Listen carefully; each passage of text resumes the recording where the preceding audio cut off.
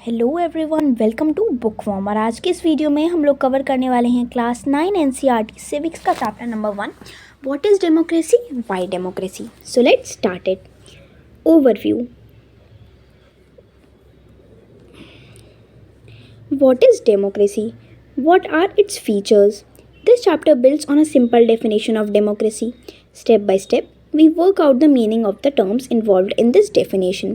The aim here is to understand clearly the bare minimum features of a democratic form of government. After going through this chapter, we should be able to distinguish a democratic form of government from a non-democratic government. तो इस chapter का ये overview यानी कि हम लोग एक छोटी सी समरी टाइप में देखने वाले हैं कि इस चैप्टर में आखिर है क्या। इस चैप्टर में हम लोग डेमोक्रेसी, एक डेमोक्रेटिक गवर्नमेंट देखेंगे और उसके बहुत सारे फीचर्स देखेंगे। ये जो चैप्टर है इसमें हम लोग डेमोक्रेसी की सिर्फ और सिर्फ डेफिनेशन के बारे में जानेंगे और स्टेप बाय स्टेप धीरे धीरे करके हम इसके मीनिंग के साथ साथ जितने भी स्टेप्स और जितनी भी इम्पॉर्टेंट चीज़ें हैं वो हम लोग इस चैप्टर में डिस्कस करने वाले हैं। इस चैप्टर का जो एम है वो ये है कि हम मिनिमम फीचर्स जो एक डेमोक्रेटिक गवर्नमेंट होती है उसके हम लोग कुछ फीचर्स जानेंगे। After going through this chapter we should able to distinguish a democratic form of government from a non democratic government. इस चैप्टर को पढ़ने के बाद आई होप आप लोगों को समझ में आ जाएगा कि एक डेमोक्रेटिक फॉर्म ऑफ गवर्नमेंट में और एक नॉन डेमोक्रेटिक गवर्नमेंट, चाहे वो मोनार्की हो यानी कि राजा रानी का रूल हो या फिर डिक्टेटरशिप हो, जैसा कि हम लोगों ने हिटलर के केस में देखा था, तो आप इन दोनों केसेस के बारे में डिफरेंशिएट कर पाएंगे।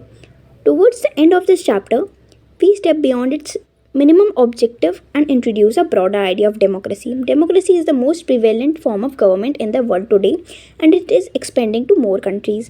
तो पहले के ज़माने में जैसे लोग दूसरे देशों पर कब्जा कर रहते थे, वहाँ पे मोनार्की होती थी, डिक्टेटरशिप होती थी, तो उस चीज़ को हटाकर, उस चीज़ को बंद करवाकर सभी कंट्रीज़ अपने अपने देशों को आज़ाद कर अपनी पूरी कंट्री को एक डेमोक्रेटिक गवर्नमेंट से रूल करती हैं। तो अब हम लोग वही जानेंगे। But why is it so, what makes it better than other forms of government. लेकिन बाकी जितनी भी कंट्रीज़ हैं और उनकी सरकार हैं वो अपनी सरकारों को डेमोक्रेटिक क्यों बनाना चाहती हैं, इसका रीज़न क्या है? क्या ऐसा है कि डेमोक्रेसी जो है बाकी जितने भी फॉर्म्स ऑफ गवर्नमेंट हैं उनसे ज़्यादा अच्छी है? This is the second big question that we take up in this chapter. तो इस चैप्टर में हम लोग एक और क्वेश्चन उठाने वाले हैं कि क्या डेमोक्रेसी और फॉर्म्स ऑफ गवर्नमेंट से बेहतर है? तो what is democracy 1.1 you have already read about different forms of government। हम लोगों ने पहली क्लासेस में 7th 8th में अलग अलग फॉर्म्स ऑफ गवर्नमेंट पढ़े भी हैं, डिस्कस भी करे हुए हैं। On the basis of your understanding of democracy so far, mentioning a few examples, write down some common features of democratic government और नॉन डेमोक्रेटिक गवर्नमेंट। तो इन दोनों के बीच में आप लोग डिस्टिंग्विश आसानी से कर सकते हैं क्योंकि हम लोगों ने पहले के चैप्टर्स में भी और पहले की क्लासेस में भी बहुत अच्छे से पढ़ा हुआ है। तो why define democracy? Before we proceed further, let us first take note of an objection by Mary। तो कुछ भी जानने से पहले हम लोग देखेंगे कि एक लड़की जिसका नाम मैरी होता है उसका एक ऑब्जेक्शन होता है, उसके बारे में हम लोग पढ़ने वाले हैं। She does not like this way of defining democracy and wants to ask some basic question। तो वो कुछ स्टार्टिंग के ही क्वेश्चंस पूछना चाह रही है अपनी टीचर से। Her teacher Matilda Lingdo response to her question as other classmate join the discussion. तो ये एक डिस्कशन, एक डिबेट टाइप में उसकी क्लास में चल रही होती है जहाँ पर उसकी टीचर मेटिल्डा लिंगडो उसे जितने भी उसके क्वेश्चंस हैं उनके आंसर देने की कोशिश करती है। Mary, ma'am I don't like this idea. First we spend time discussing democracy and then we want to find out the meaning of democracy. I mean logically shouldn't be approached it the other way around? Shouldn't the meaning have come first and then the example? तो Mary अपनी teacher से बोलती है कि ma'am मेरे को ये idea बिल्कुल भी पसंद नहीं आ रहा कि पहले तो हम इतना सारा टाइम वेस्ट करें इस चीज़ को डिस्कस करने में कि डेमोक्रेसी क्या है और अब हमें उसका मीनिंग देखना है। तो मतलब मेरे ख्याल से कुछ उल्टा नहीं होना चाहिए, पहले हम लोगों को इसका मीनिंग जानना चाहिए और फिर हमें इसके बारे में और समझना चाहिए और इसके एग्जाम्पल्स को देखना चाहिए। लिंक दो madam, I can see your point but that is not how we reason in everyday life. We use words like pen, rain or love. Do we wait to have a definition of these words before we use them? Come to think of it, do we have a clear definition of these words? It is only by using a word that we understand its meaning. तो teacher बोलती हैं कि बेटा मुझे तुम्हारा point तो दिख रहा है, मुझे समझ में भी आ रहा है कि तुम क्या कह रही हो, लेकिन अगर हमें अपनी डे टू डे लाइफ में किसी भी वर्ड का मतलब जानना होता है, जैसे अगर हम बोले पेन, रेन, लव, तो हम वो डायरेक्ट ही सेंटेंस में यूज़ करते हैं या डायरेक्ट ही वर्ड्स यूज़ कर लेते हैं, ना कि हम लोग उसका पहले मीनिंग जानते हैं या मीनिंग बताते हैं। Mary, but then why do we need definition at all? तो मैरी बोलती है अगर इतना ही काफ़ी है तो फिर हम लोगों को डेफिनेशंस क्यों चाहिए? Lingdo madam, we need a definition only when we come across a difficulty to use the word. We need a definition of rain only when we wish to distinguish it from, say, drizzle or cloudburst. The same is true for democracy. We need a clear definition only because people use it for different purposes. Because very different kind of government call themselves democracy. तो Lyngdoh ma'am उसका क्या जवाब देती हैं कि हमें definition इसीलिए चाहिए होती है जब हमें किसी भी चीज़ में डिफ्रेंशिएट करना होता है, डिफरेंस पता करना होता है। जैसे अगर हम पता करें लव और हेट के बीच में क्या डिफरेंस है, तो इसके लिए तो हम लोगों को उसकी डेफिनेशन ही चाहिए होगी ना, तभी तो हम उसे डिफ्रेंशिएट कर पाएंगे। इसी तरीके से हमें डेमोक्रेसी की भी एक पर्टिकुलर डेफिनेशन चाहिए, क्योंकि जितनी भी कंट्रीज़ हैं दुनिया में वो सब अपने आप को डेमोक्रेटिक फॉर्म ऑफ गवर्नमेंट बताना चाह रही हैं, लेकिन ऐसा नहीं होता है। Ribyang. But why do we need to work for a definition? The other day you quoted Abraham Lincoln to us. Democracy is the government of the people, by the people and for the people. We in Meghalaya always rule ourselves. That is accepted by everyone. Why do we need to change that? तो रिबियांग बोलती है कि ma'am हमें definition के ऊपर work करने की ज़रूरत ही क्या है? अब्राहम लिंकन ने हम लोगों को एक डेफिनेशन दी है, एक कोड दिया हुआ है कि डेमोक्रेसी एक ऐसी फॉर्म गवर्नमेंट होती है जो कि लोगों से ही बनती है और लोगों के लिए ही बनती है। तो लिंगदो मैम क्या बोलती हैं? I am not saying we need to change it. I too find this definition very beautiful, but we don't know if this is the best way of defining unless we think about it ourselves. We must not accept something just because it is famous, just because everyone accepts it. तो teacher बोलती हैं कि बेटा मुझे भी ये definition, ये जो कोट है अब्राहम लिंकन की दी हुई, मुझे भी बहुत ही ज़्यादा अच्छी लगी, लेकिन हम लोगों को ऐसा नहीं एक्सेप्ट करना चाहिए क्योंकि सब लोग एक्सेप्ट कर रहे हैं। हमें उसके बारे में कुछ पता होना चाहिए, हमारे खुद के भी पॉइंट ऑफ व्यूज़ होते हैं, हमें वो सारी चीज़ें एक्सेप्ट नहीं करनी चाहिए जो सब लोग करते हैं। Yolanda, ma'am I can suggest something. We don't need to look for any definition. I read somewhere that the word democracy comes from a Greek word, demokratia. In Greek, demos means people and kratia means rule. So democracy is ruled by the people. This is the correct meaning. Where is need to debate? तो Yolanda बोलती है कि ma'am मैं कुछ suggest करना चाहती हूँ, हमें डेफिनेशन देखने की ज़रूरत ही नहीं है और ना ही हमें इसे समझने की ज़रूरत। मैंने कहीं पर पढ़ा हुआ था कि डेमोक्रेसी वर्ड जो है वो एक ग्रीक वर्ड से आता है और वो जो ग्रीक वर्ड है वो है डेमोक्रेटिया। डेमोस का मतलब तो होता है पीपल और क्रेटिया का मतलब होता है रूल। तो डेमोक्रेसी का मतलब होता है रूल बाय द पीपल, यानी कि लोगों द्वारा रूल करना। तो ये तो मीनिंग भी ठीक है, तो हम लोगों को डिबेट करने की क्या ज़रूरत है? This is also a very helpful way of thinking about this matter. I would just say that this does not always work. A word does not remain tied to its origin. Just think of computers. Originally, they were used for computing, that is to say, calculating very difficult mathematical sums. These were very powerful calculators, but nowadays, very few people use computer for computing sums. They use it for writing, for designing, for listening to music, and for watching film. Words remain the same, but their meaning can change with time. In that case, it is not useful to look at the origins of a word. तो Lyngdoh madam बोलती हैं कि हाँ ये भी एक बहुत ही ज़्यादा हेल्पफुल तरीका है सोचने के लिए, लेकिन मुझे नहीं लगता कि ये काम करेगा, क्योंकि कोई भी वर्ड होता है अगर वो किसी और ओरिजिन से आता है तो हमेशा ज़रूरी नहीं है कि वो बात बिल्कुल ठीक होगी। जैसे यहाँ पर एग्जांपल्स के लिए इन्होंने दिया हुआ है कि कंप्यूटर असलियत में बनाए हुए थे कैलकुलेशन करने के लिए, लेकिन अब तो लोग उस पर मूवीज़ देखने लगे हैं, डिज़ाइंस बनाने लगे हैं, गाने सुनने लगे हैं, तो अब लोग कहाँ उसे यूज़ करते हैं इतना ज़्यादा कैलकुलेट करने के लिए। तो जो चीज़ें हैं उनके मतलब भी टाइम टू टाइम चेंज होते रहते हैं, तो हमेशा ज़रूरी नहीं है कि हमें हमेशा उसके ओरिजिन को ही देखना पड़े। Mary, ma'am, so basically what you are saying is that there is no shortcut to our thinking about the matter ourselves. We have to think about its meaning and evolve a definition.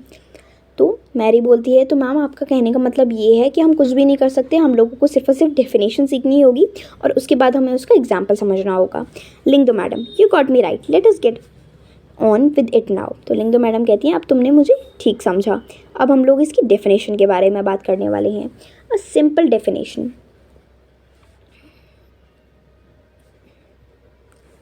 Let us get back to our discussion on similarities and differences among government that are called democracies. One simple factor common to all democracies is the government is chosen by the people. तो democracy की एक जो खास बात है या जो एक सिमिलैरिटी है हर जो कंट्री में फॉलो होती है वो ये है कि जो गवर्नमेंट है डेमोक्रेसी में वो हमेशा लोगों द्वारा ही चुनी जाती है, यानी कि जब लोग वोट देते हैं इलेक्शंस में तभी जिस भी पार्टी को मेजॉरिटी वोट्स मिलती हैं वही हमेशा गवर्नमेंट फॉर्म करती है. We could thus start with a simple definition. Democracy is form of government in which the rulers are elected by the people. तो इससे हम लोगों को एक बहुत ही सिंपल सी डेफिनेशन मिल जाती है कि डेमोक्रेसी एक ऐसी फॉर्म ऑफ गवर्नमेंट है जहाँ पर जो रूलर्स हैं वो लोगों द्वारा ही इलेक्ट किए जाते हैं. This is a useful starting point. This definition allows us to separate democracy from forms of government they are clearly not democratic. तो ये एक बहुत ही ज़्यादा यूजफुल स्टार्टिंग पॉइंट है, यानी कि हम लोगों को एक सिंपल सी डेफिनेशन मिल जाती है इसमें. The army rulers of Myanmar were not elected by the people. Those who happened to be in control of the army became the rulers of the country. People had no say in this decision. Dictators like Pinochet, Chile are not elected by the people. This is also applies to monarchies. The king of the Saudi Arabia ruled not because the people have chosen them to do so, but because they happens to be born in the royal family. तो ऐसे कई सारे examples हैं जहाँ पर हम लोग देख सकते हैं कि लोग अलग अलग कंट्रीज़ में रूल खुद ही करते हैं, हालांकि उन्हें कोई चूज़ नहीं करता, ना ही कोई इलेक्शन होते हैं. जैसे कि चिली में डिक्टेटरशिप होती है, वहाँ पर उन्हें कोई चूज़ नहीं करता लेकिन फिर भी वो अपने आप ही रूल करने लगते हैं. सऊदी अरेबिया में हमेशा राजा का ही रूल चलता है, उन्हें वहाँ पर भी कोई इलेक्ट नहीं करता, लेकिन क्योंकि वो रॉयल फैमिली में बॉर्न हुए होते हैं इसी वजह से वो वहाँ पर रूल करते हैं. This simple definition is not adequate. It reminds us that democracy is people's rule, but if we use this definition in unthinking manner, we would end up calling almost every government that holds an election a democracy. That would be very misleading. As we shall find out in chapter 3, every government in contemporary world wants to be called a democracy, even if it is not so. तो जो simple definition हम लोगों ने देखी थी कि यहाँ पर जो हम लोगों ने डेफिनेशन पढ़ी हुई थी, एक डेमोक्रेसी एक ऐसी फॉर्म ऑफ गवर्नमेंट है जहाँ पर जो रूलर्स हैं वो लोगों द्वारा इलेक्ट किए जाते हैं. हर केस में ये बात ठीक नहीं होती. कई बार ऐसा होता है कि इलेक्शंस भी होते हैं, लोग रूलर्स को चूज़ भी करते हैं, लेकिन जिन रूलर को वो चूज़ करते हैं वो असल में इलेक्शन लड़ते नहीं हैं. मतलब फॉर एग्ज़ाम्पल दोबारा से समझाती हूँ. यहाँ पर आगे हम लोगों को एक एग्जाम्पल दिया है चाइना का, जहाँ पर इलेक्शन तो होते हैं लेकिन वहाँ पर बहुत सारे अलग अलग चीज़ें की जाती हैं जिससे कि एक ही पार्टी जीत सके. इस चैप्टर में हम लोग आगे पढ़ने वाले हैं. तो चाइना में एक पार्टी होती है जो कि इलेक्शंस जीतती है, लेकिन वो डर्टी ट्रिक्स का यूज़ करके जीतती है. वो कभी खुद नहीं जीतती, या तो वो पोलिंग बूथ शिफ्ट कर लेती है या फिर अलग अलग चीज़ें होती हैं. तो अगर हम लोग हर गवर्नमेंट को एक डेमोक्रेसी बोलेंगे तो ये तो बिल्कुल गलत बात होगी, क्योंकि कई बार तो इलेक्शंस भी होते हैं लेकिन फिर भी रूलर्स अपनी ही मनमानी करते हैं, even if it is not so. तो चैप्टर 3 में हम लोग पढ़ने वाले हैं आगे कि हर फॉर्म ऑफ गवर्नमेंट अपने आप को डेमोक्रेटिक गवर्नमेंट बताना चाहती है, हालांकि ऐसा नहीं होता. हर गवर्नमेंट डेमोक्रेटिक नहीं होती. That is why we need to look carefully distinguish between a government that is democracy and one that pretends to be one. तो इसलिए हमें बहुत ही ज़्यादा सोच समझ कर डिस्टिंग्विश करना होता है एक ऐसी गवर्नमेंट में जो कि असल में डेमोक्रेटिक है और एक ऐसी गवर्नमेंट जो कि ऐसा दिखाती है कि वो डेमोक्रेटिक है, हालांकि वो नहीं है. We can do so by understanding each word in this definition carefully and spelling out the feature of a democratic government. हम लोग डिस्टिंग्विश आसानी से ऐसे कर सकते हैं जब हम लोग इसके एक एक फीचर्स को आराम से पढ़ें और अच्छे से समझ लें. Features of democracy. We have started with a simple definition that democracy is a form of government in which the rulers are elected by the people. This raises many questions. तो हम लोगों ने इस चैप्टर की शुरुआत एक छोटी सी simple सी definition के साथ की थी. क्या? डेमोक्रेसी एक ऐसी फॉर्म ऑफ गवर्नमेंट है जहाँ पर जो रूलर्स हैं वो लोगों द्वारा इलेक्ट किए जाते हैं. तो इससे बहुत ही ज़्यादा क्वेश्चंस खड़े हो जाते हैं। तो अब हम एक एक उन क्वेश्चंस को देखेंगे। Who are the rulers in this definition? Which officials must be elected for any government to be called a democracy? Which decision may be taken by non elected officials in a democracy? तो ये कौन rulers हैं जो elect होते हैं? ये आखिर elections लड़ते किस तरीके से हैं? What kind of election constitutes a democratic election? What condition must be fulfilled for an election to be considered democratic? तो ऐसी ऐसी क्या क्या कंडीशंस होती हैं एक इलेक्शन में जो कि हम बोलें कि एक डेमोक्रेटिक इलेक्शंस हैं। Who are the people who can elect the ruler or get elected as rulers? तो ऐसे वो कौन से लोग हैं जिन्हें हम लोग इलेक्ट कर सकते हैं रूलर्स की तरह? Should this include every citizen on equal basis? Can a democracy deny some citizens this right? तो क्या हमारी कंट्री का एक एक सिटीज़न इलेक्शंस लड़ सकता है या फिर इसके लिए भी कोई राइट है? Finally, what kind of form a government is democracy?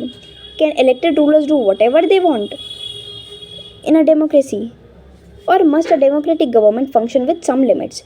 तो क्या ऐसा है कि जो रूलिंग पार्टी है वो अपनी मर्जी से कुछ भी कर सकती है या फिर उस डेमोक्रेटिक गवर्नमेंट पे कुछ लिमिट्स भी हैं? Is it necessary for a democracy to respect some rights of the citizen? तो क्या ऐसा ज़रूरी है कि जो डेमोक्रेसी है उसे अपनी कंट्री के सिटीजन्स के कुछ राइट्स को मानना होगा?